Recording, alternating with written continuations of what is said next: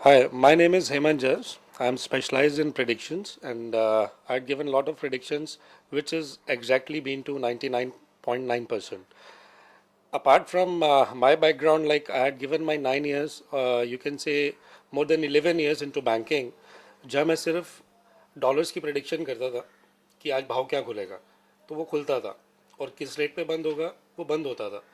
तो मैंने अपनी लाइफ के साथ ये चीज़ें जब देखी कि हैपनिंग्स हो रही हैं, तब मैंने सोचा कि कुछ ऐसा किया जाए कि जिसकी वजह से लोगों को भी फ़ायदा हो।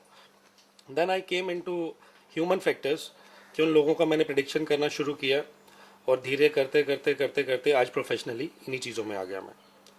तब के साथ कुछ ना कुछ एलिगेशन लगते रहे, चीज़ें डिस्ट्रैक्ट होती रहीं, डिस्टर्बिंग फैक्टर में जाती गई, और जिन फिल्मों को अच्छे लेवल पे काम करना चाहिए था वो उस लेवल पे काम नहीं कर पाए। शाहरुख खान को ले लीजिए, पिछले 3 साल से उसका भी ग्राफ उतना अच्छा नहीं है जिसका मैंने प्रिडिक्शन खुद किया हुआ है। बिल्लू बार्बर के टाइम पे मैंने इनका प्रिडिक्शन किया था, और वो भी फेलियर हुआ। और उसके बाद पैसा काफ़ी लगाया इन्होंने, रावण में भी लगाया, और डॉन 2 भी अगर आई तो पता नहीं चला कब आई और कब चली गई। इस तरीके से अगर अर्जुन रामपाल का भी ग्राफ देखते हैं तो सिर्फ एक शो फैक्टर के लिए, देखने के लिए कि हाँ भाई वो स्क्रीन पे नज़र आता है। तो बहुत सारे ऐसे करेक्टर्स हैं अगर जिनके बारे में बात की जाए तो इतना फ्रूटफुल फैक्टर नहीं रहा। बेसिकली अगर विजय माल्या को भी लेते हैं, वो भी एक ग्लैमरिंग फैक्टर है, तो उनका भी किंगफिशर एयरलाइन डाउन फैक्टर पे आया जहाँ फंड्स खत्म हो गए। तो बेसिकली 2009 से लेकर 2011 तक टोटल डाउनफॉल फैक्टर रहा है, जो अब मैं सोचता हूँ कि 2012 में जाके चीज़ें हैपनिंग है, वो भी मार्च के बाद। अच्छा सर, देखिए, आपके एस्ट्रोलॉजी के हिसाब से अगर जो मैं कैलकुलेशन देख रहा हूँ, जी। अगर जो मैं कैलकुलेशन देख रहा हूँ जनवरी टिल मार्च, मुझे कुछ इतना खास नज़र नहीं आ रहा है बेसिकली। क्योंकि सॉरी, हमारा जो एस्ट्रोलॉजिकल चार्ट होता है, जो हमारा पंचांग होता है, या हमारे हिंदुस्तान का जो नया साल होता है वो संवत कहलाता है। तो वो अप्रैल टू अप्रैल चलता है। अगर देखा जाए तो वो 2011 हमारे लिए 31 को ख़त्म हो जाता है, बट देखा जाए एस्ट्रोलॉजिकल तो वो मार्च में जाके एंडिंग होता है उसका। तो अभी उसका इम्पैक्ट है। तो अभी जो भी फिल्म्स हैं वो बेसिकली वो उसी दायरे में घूम रही हैं। तो फेलियर चांसेस हैं। अभी प्लेयर्स भी रिलीज होने वाली है जो मुझे कहीं समझ में नहीं आती है बेसिकली। और अगर आप देखें अभिषेक बच्चन का ग्राफ भी देखें तो बेसिकली वो गुरु के बाद डाउन ट्रेंड पे ही रहा। और मार्च के बाद जो भी फिल्म्स बेसिकली मुझे समझ में आ रही हैं उनमें हिटिंग फैक्टर नज़र आता है। बहुत सारी चीज़ें रिलीज होकर सामने आएंगी, बहुत सारे एक्टर्स की लाइफ में चेंजेस आएंगे, हैपनिंग्स हो सकती हैं। बट अगर मेजर 3 खान्स के बीच में चले तो 3 खान्स में से किसकी फिल्म आ रही है मुझे इतना मालूम नहीं है। आप मुझे थोड़ा सा बताएं तो मैं शायद कुछ उसके ऊपर वर्कआउट कर पाऊँ। अच्छा। लोगों ने उसको उतना अप्रोचिंग नहीं लिया बेसिकली। जैसे कि अमिताभ बच्चन का आप ग्राफ देखिए, आज से कुछ साल पहले अमिताभ बच्चन डेब्ट्स में आ गए थे, कर्जे में आ गए थे, और उन्होंने अपना एबीसीएल शुरू किया था। तो क्या ऐसा फैक्टर था जिसकी वजह से वो सड़क पर आ गए, कि उनके घर की कुड़की तक हो गई, और फिर एकदम से ऐसा क्या हुआ कि उनका ग्राफ ऊपर चल पड़ा? क्या नीलम पहन लेने से? ऐसा कुछ नहीं है।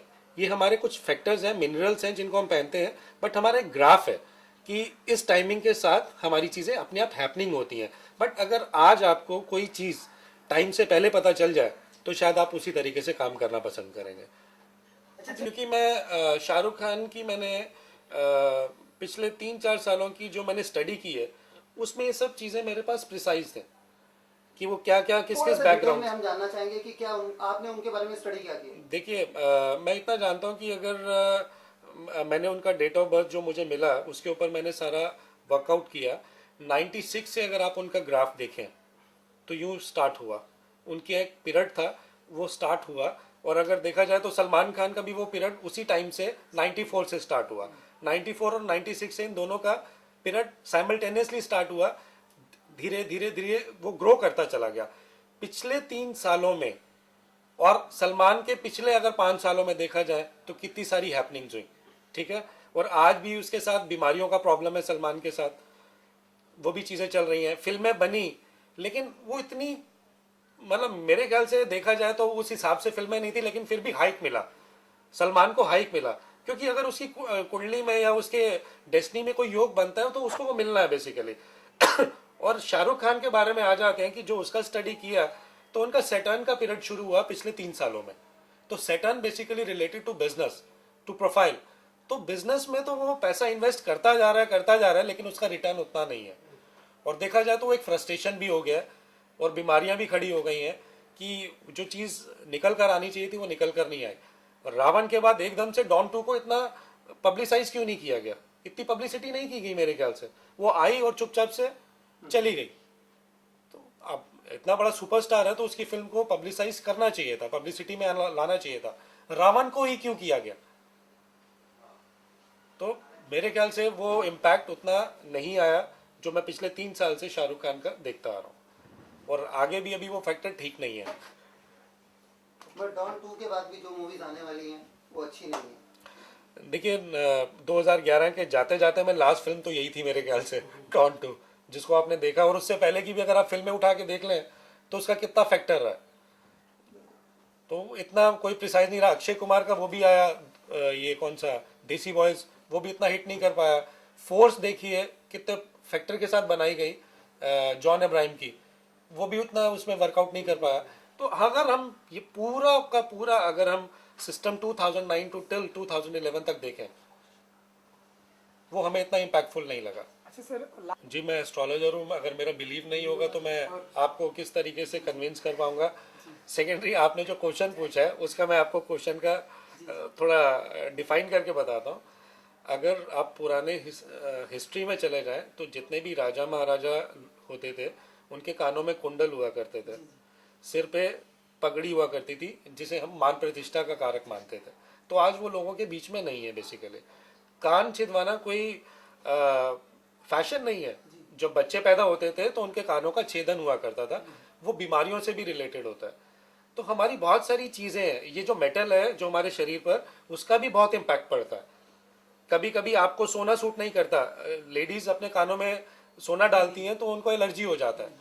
तो ऐसी बहुत सारी चीज़ें हैं जो हमें डिस्ट्रैक्ट करती हैं।